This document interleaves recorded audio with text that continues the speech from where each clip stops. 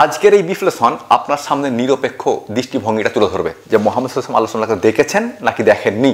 একেবারে নিরপেক্ষ দৃষ্টিভঙ্গি থেকে আলোচনা করা হয়েছে। যে বলবে মোহাম্মদ সাল্লাল্লাহু আলাইহি ওয়াসাল্লাম আল্লাহ সুবহানাহু ওয়া তাআলাকে দেখেছেন, সে ব্যক্তি মিথ্যাবাদী মিথ্যাবাদী মিথ্যাবাদী। আর এই কথাটা আমার নয়, এই কথাটা হচ্ছে মোহাম্মদ সাল্লাল্লাহু আলাইহি ওয়াসাল্লামের স্ত্রী আয়েশা রাদিয়াল্লাহু আনহার মা আয়েশা রাদিয়াল্লাহু আনহার।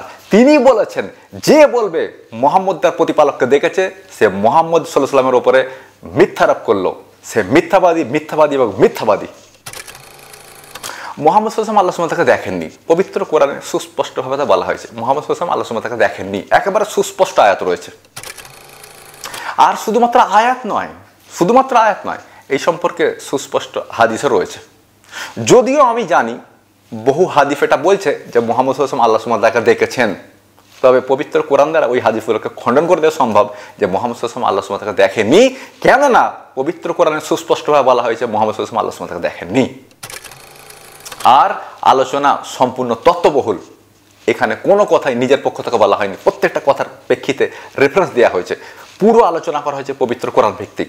আর দেখানো হয়েছে মোহাম্মদ সাল্লাল্লাহু আলাইহি ওয়াসাল্লাম আল্লাহ সুবহানাহু ওয়া তাআলাকে দেখেননি, মোটেও দেখেননি। কেননা আল্লাহ সুবহানাহু ওয়া তাআলাকে দেখা সম্ভব নয়। 42 নম্বর সূরার 11 নম্বর আয়াত আল্লাহ সুবহানাহু ওয়া তাআলা সুস্পষ্টভাবে বলছেন লাইসা কামিসলিহি শাইউন, আল্লাহ সুবহানাহু ওয়া তাআলা কারোর মতো নন বা তার মতো কোনো কিছুই নয়। তাহলে মোহাম্মদ সাল্লাল্লাহু আলাইহি ওয়াসাল্লাম আল্লাহ সুবহানাহু ওয়া তাআলাকে দেখবেন কিভাবে?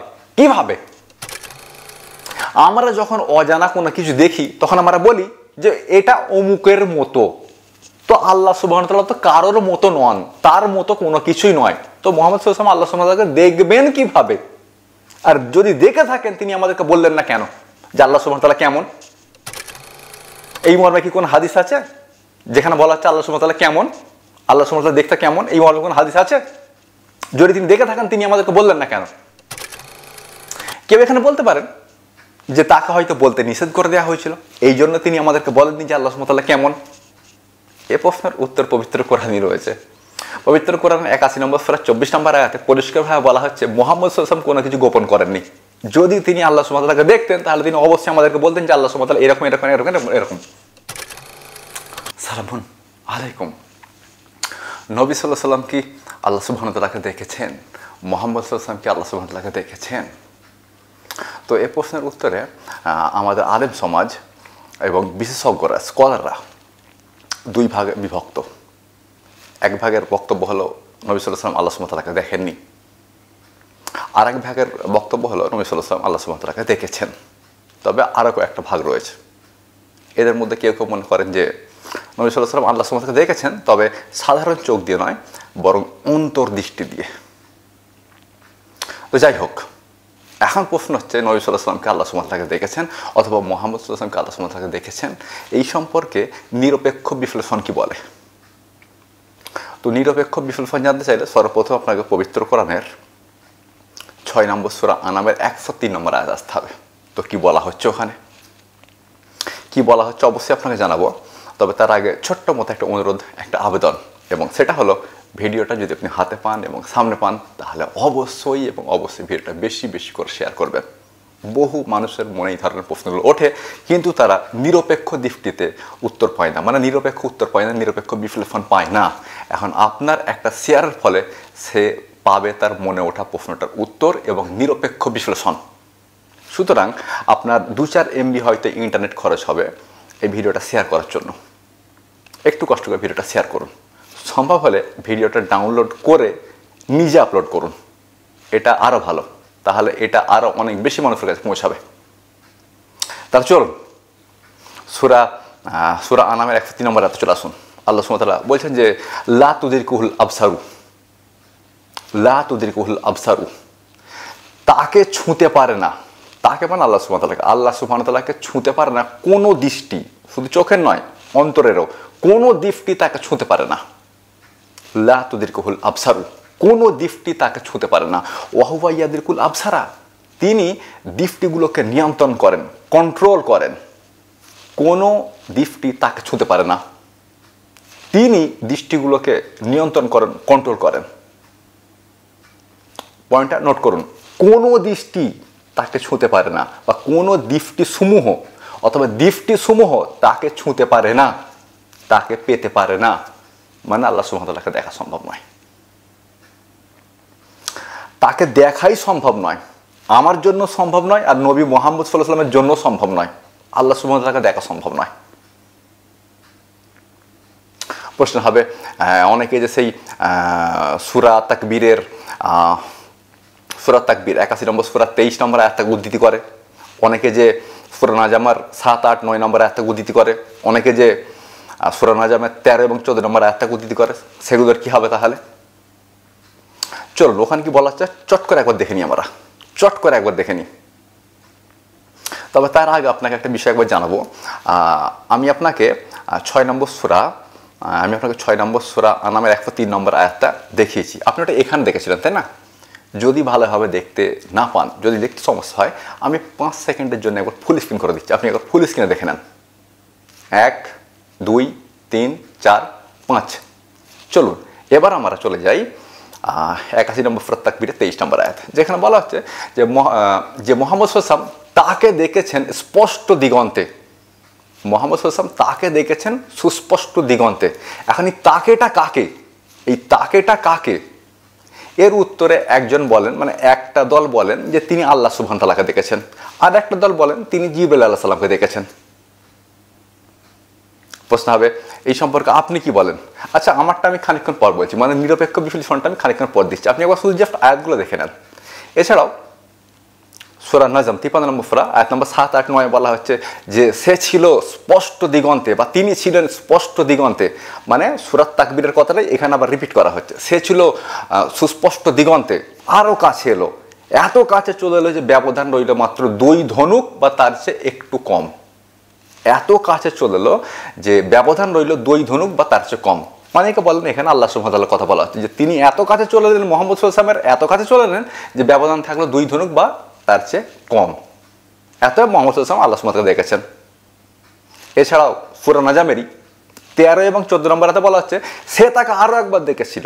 সে মানে মুহাম্মদ সাল্লাল্লাহু আলাইহি ওয়াসাল্লাম তাকে আরো একবার দেখেছিল। এই তাকেটা কাকে? অনেকে বলেন এখানে আল্লাহ সুবহানাহু ওয়া তাআলা, অনেকে বলেন এখানে জিবরাইল আলাইহিস সালাম। তো প্রথমে একবার আয়াতগুলো দেখে নিন। সে তাকে আরো একবার দেখেছিল ইনদা সিদরাতুল মুনতাহা, সিদরাতুল মুনতাহার কাছে। সূরা নাজম আয়াত নম্বর 13 এবং 14। সে তাকে আরো একবার দেখেছিল সিদরাতুল মুনতাহার কাছে। তাকেটা কাকে? একদল বলে আল্লাহ সুবহানাহু ওয়া তাআলাকে, আরেকদল বলে জিবরাইল আলাইহিস সালামকে। বলছিল আপনি কি বলেন? প্রথম আয়াতগুলো দেখে নেন, তারপর আমি নিরপেক্ষ বিশ্লেষণটা পেশ করব। তো ভাই এই হচ্ছে মূল বক্তব্য। এখন নিরপেক্ষ বিশ্লেষণ। নিরপেক্ষ বিশ্লেষণ এটাই যে 6 নম্বর সূরার 103 নম্বর আয়াতে পরিষ্কার বলা হচ্ছে আল্লাহ সুবহানাহু ওয়া তাআলাকে দেখা সম্ভব নয়, মানে মুহাম্মদ সাল্লাল্লাহু আলাইহি ওয়াসাল্লাম আল্লাহ সুবহানাহু ওয়া তাআলাকে দেখেননি। প্রশ্ন হবে তাহলে এই আয়াতগুলোর কি হবে?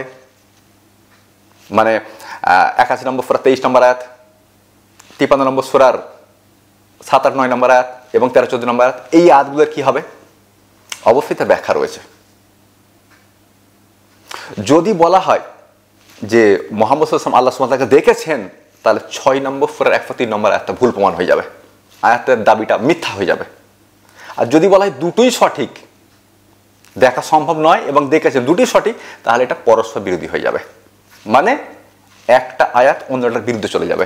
আর 4 নম্বর সূরা নিসার 82 নম্বর আয়াত অনুযায়ী পবিত্র কোরআনে কোনো পরস্পর বিরোধী কথা নেই। এখন নিরপেক্ষ বিশ্লেষণ এটাই যে মুহাম্মদ সাল্লাল্লাহু আলাইহি ওয়াসাল্লাম আল্লাহ সুবহানাহু ওয়া তাআলাকে দেখেননি, 6 নম্বর সূরার 103 নম্বর আয়াতের দাবিটা সঠিক। তাহলে এই আয়াতগুলোর কি হবে? এই তো আসলে এই আয়াতে যে বলা হচ্ছে যে তাকে দেখেছে, তাকে দেখেছেন, তাকে দেখেছেন, মানে মুহাম্মদ সাল্লাল্লাহু আলাইহি ওয়াসাল্লাম তাকে দেখেছেন, তাকে দেখেছেন, তাকে দেখেছেন, এই তাকেটা কাকে? এর উত্তরে একটা হাদিস আমি পেশ করতে পারি আপনার সামনে। প্রশ্নটা হাদিস আমি মানবো না, সরাসরি কোরআন থেকে বলেন। আচ্ছা, প্রথমে হাদিসটা একবার দেখে নিন, তারপর কোরআন থেকে বলবো। একবার আয়েশা রাদিয়াল্লাহু আনহার কাছে এই বক্তব্যটা পেশ করে জিজ্ঞেস করা হয়, মানে 23 নম্বর সূরার 81 নম্বর সূরার 23 নম্বর আয়াত এবং 53 নম্বর সূরার 13, 14 নম্বর আয়াতটা পেশ করে জিজ্ঞেস করা হয় যে এখানে যে বলা হচ্ছে সে তাকে দেখেছে, মানে মুহাম্মদ সাল্লাল্লাহু আলাইহি ওয়াসাল্লাম তাকে দেখেছেন, আবার বলা হচ্ছে সে তাকে আর একবার দেখেছিল সিদরাতুল মুনতাহার কাছে, এগুলো তাহলে কি আল্লাহ সুবহানাহু ওয়া তাআলা নন? এর উত্তরে আয়েশা রাদিয়াল্লাহু আনহা বলেন যে উম্মতের মধ্যে আমি প্রথম ব্যক্তি, এই উম্মতের মধ্যে আমি প্রথম ব্যক্তি যে এই সম্পর্কে আল্লাহর রাসূল সাল্লাল্লাহু আলাইহি ওয়াসাল্লামকে জিজ্ঞেস করেছিলাম যে আপনি কি আপনার প্রতিপালককে দেখেছেন? তখন মুহাম্মদ সাল্লাল্লাহু আলাইহি ওয়াসাল্লাম বললেন না। আমি জিবরাইল আলাইহিস সালামকে আসল আকৃতিতে দুবার দেখেছি এবং সেই সম্পর্কে কথা বলা হয়েছে পবিত্র কোরআনের 81 নম্বর সূরা 23 নম্বর আয়াতে। ওই বক্তব্যটা রিপিট হয়েছে 53 নম্বর সূরা 7, 8, 9-তে। আর দ্বিতীয় বক্তব্যটা রয়েছে 53 নম্বর সূরা 13 এবং 14 নম্বর আয়াতে। সে তাকে আরেকবার দেখেছিল ইনদা সিদরাতুল মুনতাহার কাছে। আমি জিবরাইল আলাইহিস সালামকে দুবার আসল আকৃতিতে দেখেছিলাম। একবার এমন সময় ছিল পুরো ঊর্ধ্ব দিগন্ত ঢেকে গিয়েছিল, তখন দেখেছিলাম আসল আকৃতিতে, আর একবার দেখেছিলাম সিদরাতুল মুনতাহার কাছে আসল আকৃতিতে। তারপর মা আয়েশা রাদিয়াল্লাহু আনহা এই আয়াতটাই পেশ করেন যে আয়াতটা আমি আপনাকে প্রথম শুনিয়েছি, 6 নম্বর পারা 103 নম্বর আয়াতটা, লা তুদরিকুল আবসারু ওয়া হুয়া ইয়াদরিকুল আবসারা। কোনো দৃষ্টি তাকে ছুঁতে পারে না, কোনো দৃষ্টি তাকে পেতে পারে না, অথবা দৃষ্টিসমূহ তাকে ছুঁতে পারে না, দৃষ্টিসমূহ তাকে পেতে পারে না, কেননা তিনি দৃষ্টিসমূহকে নিয়ন্ত্রণ করেন। প্রশ্ন হবে হাদিস মানি না, এবার বলুন কোরআন থেকে বলুন হাদিস মানি না। তো কোরআন থেকেও একই বক্তব্যটাই পাওয়া যাবে। এর জন্য আপনাকে চলে আসতে হবে পবিত্র কোরআনের 17 নম্বর আয়াত, 17 নম্বর আয়াত এবং তার পরবর্তী নম্বর আয়াতটা, মানে 17 এবং 18 নম্বর আয়াত আপনাকে আসতে হবে। 17 নম্বর আয়াতে বলা হচ্ছে যে মা জাগাল বাসারু ওয়ামা তগা, মা জাগাল বাসারু ওয়ামা তগা, তার দৃষ্টি মানে না তার দৃষ্টি বিভ্রম হয়েছে, এখানে না বলতে গেলে মানে মুহাম্মদ সাল্লাল্লাহু আলাইহি ওয়াসাল্লামের কথা বলছে, না তার দৃষ্টি বিভ্রম হয়েছে আর না তার দৃষ্টি সীমা অতিক্রম করেছে। ওয়ামা তগা, না তার দৃষ্টি সীমা অতিক্রম করেছে। এখন এই কথাটা কেন বলা হলো যে না তার দৃষ্টি সীমা অতিক্রম করেছে? মানে মুহাম্মদ সাল্লাল্লাহু আলাইহি ওয়াসাল্লামের দৃষ্টি সীমা অতিক্রম করতে পারেনি, না তার দৃষ্টি বিভ্রম ঘটেছে আর না তার দৃষ্টি সীমা অতিক্রম করেছে, মানে মুহাম্মদ সাল্লাল্লাহু আলাইহি ওয়াসাল্লামের দৃষ্টি সীমা অতিক্রম করেনি। এখন এই কথাটা বলা হলো কেন?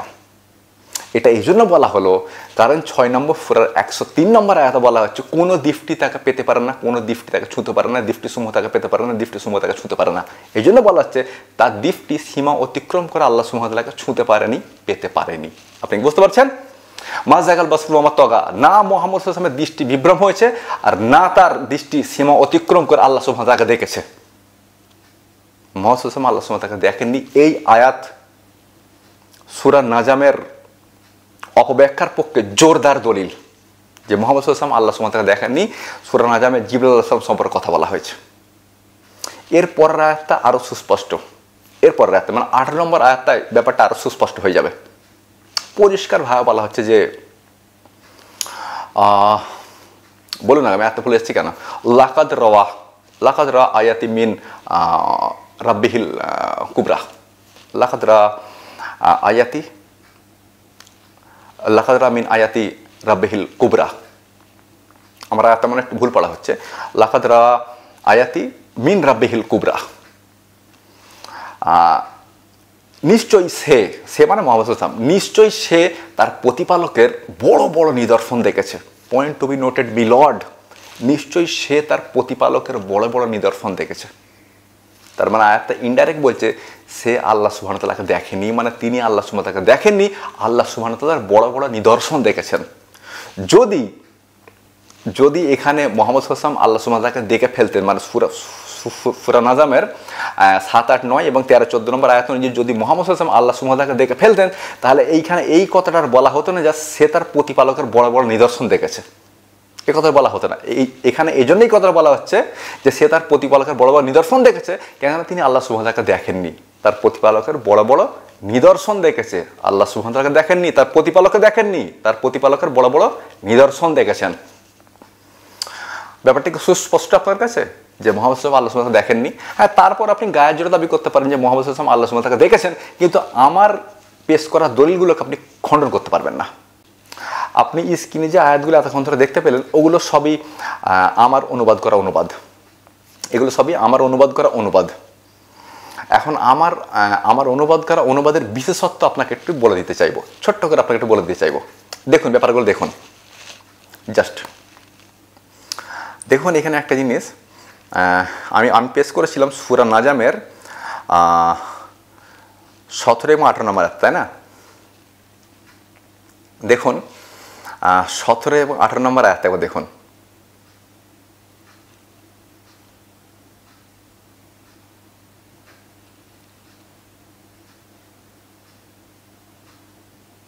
দেখুন 17 নম্বর আয়াতের শেষে একটা রেফারেন্স দেওয়া হয়েছে, না তার মোহাম্মদের দৃষ্টি বিভ্রম হয়েছে আর না তার দৃষ্টি সীমা অতিক্রম করেছে। দেখুন শেষে একটা রেফারেন্স দেওয়া আছে 6 নম্বর সূরার 103 নম্বর আয়াত, অর্থাৎ 6 নম্বর সূরার 103 নম্বর আয়াতে গেলে এই আয়াত থেকে আপনি আরো সুস্পষ্টভাবে বুঝতে পারবেন। মানে এটা হচ্ছে আমার অনুবাদের একটা বিশেষত্ব, যে একটা আয়াতকে বোঝার জন্য কোন আয়াতটা প্রয়োজন এখানে সেই রেফারেন্সটা ওই আয়াতের শেষে দেওয়া রয়েছে। আচ্ছা আবার দেখুন, আচ্ছা আপনাকে আমি আর একটা বিশেষত্ব বলি একটা। আবার দেখুন, যখন আমি 6 নম্বর সূরার 103 নম্বর আয়াতটা আপনার কাছে পেশ করেছিলাম যে মোহাম্মদ সাল্লাল্লাহু আলাইহি ওয়াসাল্লাম তাকে দেখেননি, সেখানে দেখুন আর একটা রেফারেন্স দেওয়া আছে 42 নম্বর সূরার 11 নম্বর আয়াতের রেফারেন্স দেওয়া আছে এখানে। তো কি আছে ওই আয়াতে? ওই আয়াতে বলা হচ্ছে লাইসা কামিসলিহি শাইউন, লাইসা কামিসলিহি শাইউন, আল্লাহ সুবহানাহু ওয়া তাআলা কারোর মতো নন অথবা তার মতো কোনো কিছুই নয়। আল্লাহ সুবহানাহু ওয়া তাআলা কারোর মতো নন অথবা তার মতো কোনো কিছুই নয়, লাইসা কামিসলিহি শাইউন। এখন আল্লাহ সুবহানাহু ওয়া তাআলা যদি কারোর মতো না হন, তার মতো যদি কেউ না হয়, তো তাকে দেখবেন কিভাবে? আপনি বুঝতে পারছেন? তো এটা একটা বিশেষত্ব যে একটা আয়াতকে বুঝতে গেলে অন্য আয়াতের যে প্রয়োজনটা পড়ে সেই আয়াতের রেফারেন্সটা আপনি এখানে পেয়ে যাবেন। ওই জন্য আমার এই অনুবাদের নাম হলো স্মার্ট তাফসির। এটা হচ্ছে স্মার্ট তাফসির। সংখ্যাই হবে, মানে পাতা সংখ্যা হবে খুব বেশি হলে হয়তো 350, 400, 500 হয়তো পাতা হবে, মানে পৃথিবীর সবচেয়ে ছোট তফসির। এর চেয়ে ছোট তফসির আর হয় না। এর চেয়ে বড় তফসিরের সংখ্যা শত শত, কিন্তু এর চেয়ে ছোট তফসিরের হয় না। পৃষ্ঠার সংখ্যা মাত্র 350, 400 বা 500টা। পৃথিবীর সবচেয়ে ছোট তফসির। কেউ দাবি করছে যে আমি 200 খণ্ডের তফসির লিখব, আবার হায়াত সাহেব দাবি করছে আমি 250 খণ্ডের তফসির লিখব। এর চেয়ে বেশি মোটা তফসির আসমানের নিচে নেই, জমিনের ওপরে নেই। কিন্তু আমার দাবিটা একটু ভিন্ন রকমের। আমার চেয়ে ছোট তফসির পৃথিবীতে নেই, মাত্র 350, 400 বা 500 পাতার তফসির, আর স্মার্ট তফসির। ওকে, যাই হোক, আমি একটু বিজ্ঞাপন করে নিচ্ছি আর কি। 2025 শেষ হওয়ার আগে বই আকারে বাজারে আসবে, তো একটু বিজ্ঞাপন করে নিই। আচ্ছা দেখুন, এখানে একটা বিষয় আমি আপনাকে দেখাচ্ছি। দেখুন,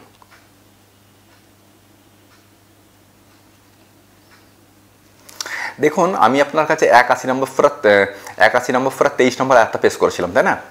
বলা হচ্ছে আর অবশ্যই তিনি, এখানে তিনি মানে মুহাম্মদ সাল্লাল্লাহু আলাইহি ওয়াসাল্লাম, তাকে ঊর্ধ্ব দিগন্তে সুস্পষ্টভাবে দেখেছেন। এখানে একটা রেফারেন্স আছে, দেখুন শেষে একটা রেফারেন্স রয়েছে 53 নম্বর সূরা 6 থেকে 12 নম্বর আয়াত। মানে এখানে যে বলা হচ্ছে যে তাকে দেখেছেন সুস্পষ্টভাবে ঊর্ধ্ব দিগন্তে, এটা কোন আয়াতের কথা বলা হচ্ছে? এটা 53 নম্বর সূরা 6 থেকে 12 নম্বর আয়াতে গেলে পুরো ব্যাপারটা আপনি বুঝতে পেরে যাবেন। তো এটা একটা বিশেষত্ব। আচ্ছা, আর একটা বিশেষত্ব দেখুন, প্রত্যেকটা আয়াতের হেডলাইন করা হয়েছে। আপনি হয়তো লক্ষ্য করেছেন, প্রত্যেকটা আয়াতে দেখুন হেডলাইন আছে, মানে আয়াতের মূল বক্তব্যটা কি সেটা হেডলাইনে সুস্পষ্ট করে দিয়েছে খুব ছোট করে। এতে করে প্রত্যেকটা আয়াতকে আপনি সুস্পষ্টভাবে বুঝতে পারবেন। আবার যে অংশটায় বুঝতে সমস্যা হচ্ছে দেখুন, সেই অংশটা একটা স্টার মার্কস করা হয়েছে এবং নিচে একটা ছোট্ট টিকা দেওয়া রয়েছে। স্টার মার্কস রয়েছে আয়াতের মাঝখানে, স্টার মার্কস করা হয়েছে আর নিচে একটা ছোট্ট টিকা দেওয়া হয়েছে। এবং ছোট্ট টিকা দিয়ে কি সুন্দর ব্যাখ্যাটা করা হয়েছে দেখুন।